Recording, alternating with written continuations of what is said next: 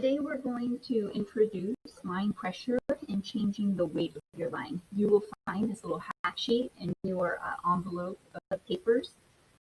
It's important that you're using a nice sharp pencil. So take your Black Warrior and sharpen it really well. Today we're just drawing on this top hat, and then the next time we talk, we'll add ink to the bottom hat, but we're not going to do anything with it today. We're just using the photo reference to look at and drawing the line pressure on this hat. Before we get started, let's warm up our hands so that we're ready to start with this drawing. First thing I want you to do is just to draw some squiggly lines over here, some nice, soft, squiggly lines, just to get you warmed up, ready to go. Then I want you to start drawing those lines by changing the amount of pressure that you add.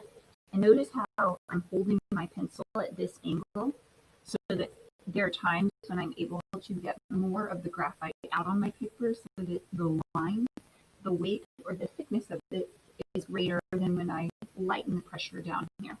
So I would not recommend you holding your pencil straight and down like this. We really want to lay your pencil out on the side and change the pressure this way.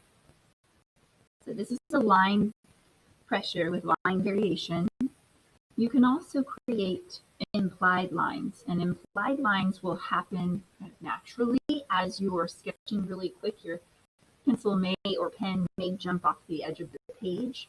So there are holes in between the lines on my paper that your eye fills in the blanks. So these are implied lines, and then these are lines for creating with different line pressure. So now we're going to come back over here to the hat and add line pressure to make this drawing more interesting.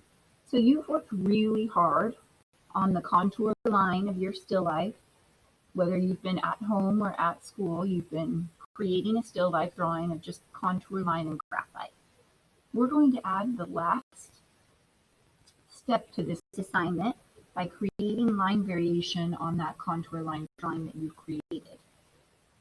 As far as where you choose to put your lines that have greater depth or width that are thicker, think about areas if you were shading this drawing where you would have lines that are, or pardon me, not lines, but you have value where the areas are darker. So, for example, towards the back of the hat, I would have some shadow because that's what gives the optical illusion of something coming out at the page or having depth. It's darker towards the back and lighter towards the front. So I'm putting heavier lines back here.